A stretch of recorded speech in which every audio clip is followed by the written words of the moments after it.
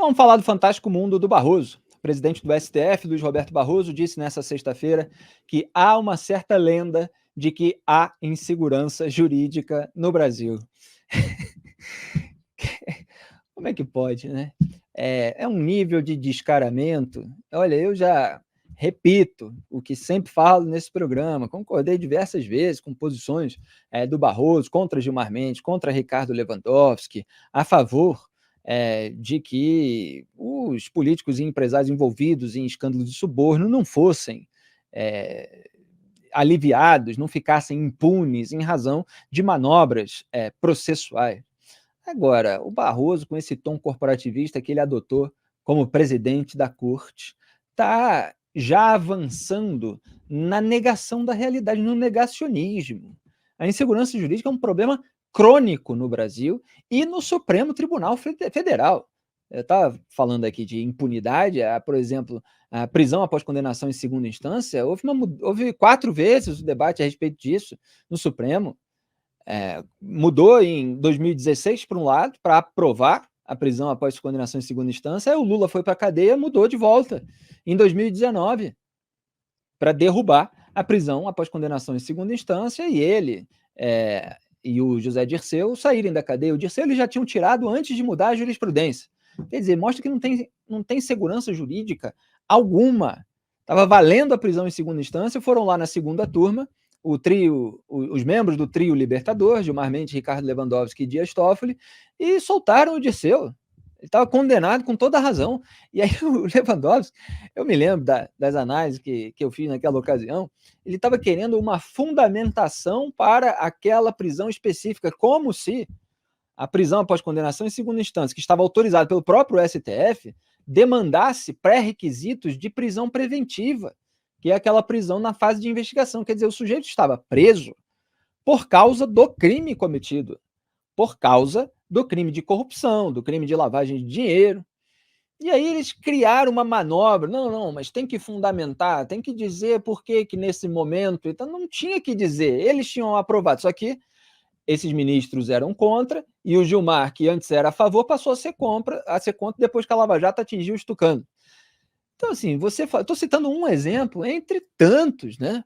Você falar que é uma lenda que há insegurança jurídica no Brasil, portanto, que não há insegurança jurídica no Brasil, não é muito diferente do. Obviamente, não estou falando em termos de consequências vitais, etc., mas do nível de negacionismo, daquele negacionismo da pandemia a que a gente assistiu, ou do negacionismo do petrolão, que é protagonizado aí pelo Lula, com todos os petistas e os seus porta-vozes na imprensa. Então, esse é o novo Barroso, né? Que assim, não é muito novo, mas que está colocando as asinhas de fora, os dentes, etc. O ministro do Supremo deu a declaração durante o evento do LIDE na Suíça. Abro aspas. Eu acho que há uma certa lenda de que há insegurança jurídica no Brasil. Em matéria de estabilidade das relações e de não retroatividade das leis, eu não veria, num sentido amplo, um problema relevante no Brasil. E acho que o Supremo e o Judiciário procuram assegurar essa dimensão de segurança jurídica. Fecho aspas. Quer dizer, a declaração ainda é pior, né? Eu antecipei aqui, porque eu não me segurei para fazer uma análise baseada em um exemplo, mas ele vai lá e fala que o Supremo procura assegurar essa dimensão de segurança. O Supremo tem mudado a jurisprudência conforme a ocasião, e sabe quem apontou isso? Vocês lembram quem apontou isso? Chama-se Luiz Roberto Barroso. Ele apontou isso nos seus embates com Gilmar Mendes e ele apontou isso de texto escrito que ele leu durante o seu voto, no caso da suspeição do Sérgio Moro, que foi quando ele denunciou a vingança do sistema. Vamos resgatar a produção? Eu posso mandar aqui no Zap, se facilitar, mas vocês encontram aí o discurso do Barroso sobre a vingança do sistema, porque um dos tópicos era exatamente sobre a mudança de jurisprudência. Quer dizer, o Barroso está desmentindo o Barroso, ele está contradizendo o Barroso, não está desmentindo, para falar aqui o melhor português possível, porque aquele Barroso de antes estava correto, estava de acordo com a realidade, era isso mesmo que estava acontecendo. E esse aí está fingindo que nós entramos aqui num país de primeiro mundo, onde tudo é feito da maneira certinha, onde não tem jurisprudência de ocasião. E para o Barroso, há 3 áreas em que nós temos relevante insegurança jurídica: tributária, de saúde e trabalhista. Cadê a área criminal aí, nessa lista? Quer dizer, ele apontou, portanto, 3 exceções, que não seriam aquelas em que o Supremo Tribunal Federal atua, vamos dizer, com maior frequência. Abro aspas aí, cerca de 5 milhões de reclamações trabalhistas é um número estratosférico que dificulta o ambiente de negócios. Fecha aspas. Não, no entanto, o presidente do STF esqueceu de mencionar o desmonte da Lava Jato, né, maior operação anticorrupção da história do país, por meio das decisões do Supremo. E em novembro de 2023, o próprio Barroso havia dito que o ativismo judicial no país também é uma lenda. É uma tentativa de disfarçar o próprio ativismo. Eu estava falando disso aqui outro dia. O Barroso sempre foi um ativista no sentido de você driblar o poder legislativo para alterar as regras sobre drogas e aborto. Ele queria que isso fosse feito por meio do Supremo Tribunal Federal e continua tentando empurrar. Essa semana estava falando de organizar evento no Conselho Nacional de Justiça. Eu falei nesse programa, Barroso, se candidate-se a deputado federal, a senador, e aí você vai, com toda a legitimidade, apresentar o seu ponto de vista nos bastidores, propor um projeto de lei, uma proposta de emenda à Constituição, para tentar emplacar a regra como o senhor acha que deveria ser. Agora, assim, está tudo errado. Grebe. Está tudo errado, Felipe. Como você bem disse, né? A insegurança jurídica é um dos componentes do famoso custo Brasil, né? Que é aquele custo extra que as empresas calculam cada vez que pensam em fazer um investimento no Brasil, em abrir uma empresa aqui, uma filial, uma subsidiária aqui, né?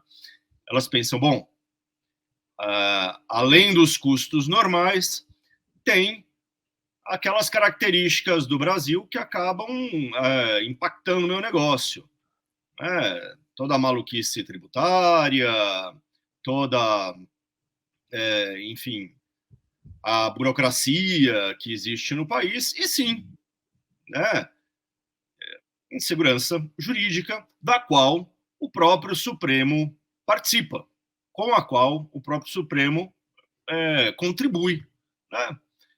Vamos lembrar o caso, assim, virou o caso clássico de destruição da segurança jurídica por meio de uma decisão do Supremo. Aconteceu no começo, na verdade, quase meados do ano passado, quando o Supremo decidiu que a coisa julgada podia deixar de valer em questões tributárias se o Supremo mudasse o seu entendimento sobre recolhimento de tributos.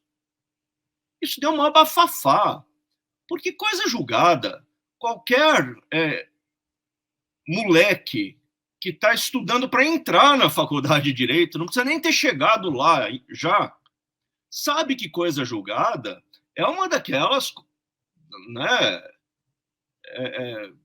é realmente uma das coisas sagradas de qualquer sistema jurídico. Se o negócio transitou em julgado, se a decisão não é mais sujeita a nenhum recurso, você não pode mais mexer naquilo. Agora, o que o Supremo disse no ano passado? Tinha gente com decisão jurídica de 10 anos atrás, já transitada em julgado, não podia, em tese, mais ser mexida. Falou, não, pode sim. Se a gente achar que pode, pode.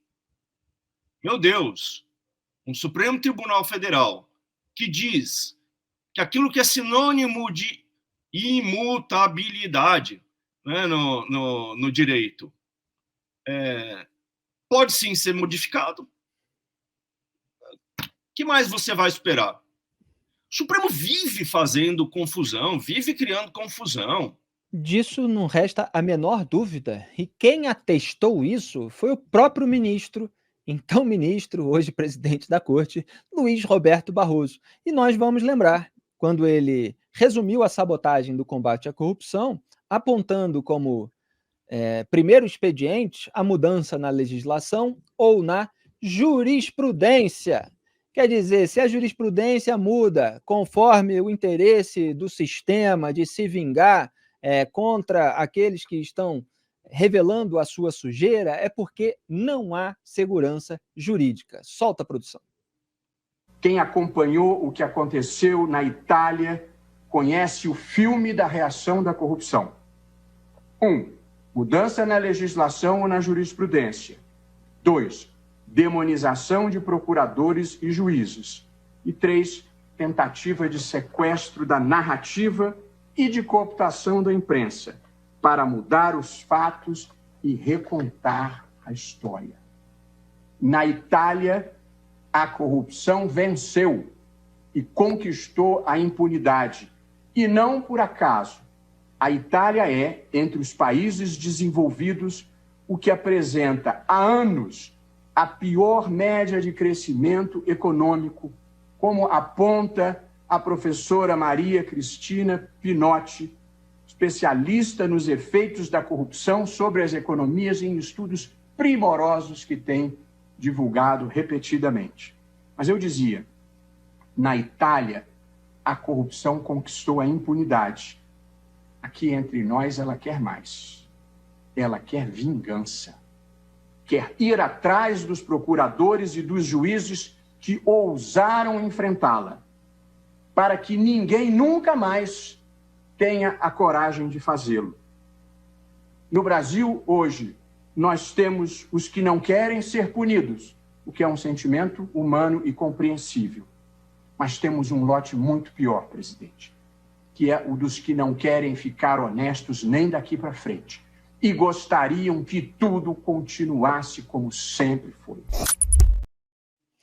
Pois é, tem o lote daqueles que alteram a jurisprudência e dão decisões favoráveis a todos esses aos quais o Barroso está se referindo, que não querem assumir aquilo que fizeram e, eventualmente, não querem sequer ser honestos daqui para frente. Então, como é que pode coexistir esse Barroso que aponta a mudança na jurisprudência como uma vingança do sistema e que ele chama diretamente de corrupção, e o Barroso que diz que há uma lenda de que há insegurança jurídica no Brasil? Ora, precisa ser tão corporativista no cargo de presidente do Supremo Tribunal Federal, a ponto de negar não só a realidade, mas aquilo que ele próprio disse?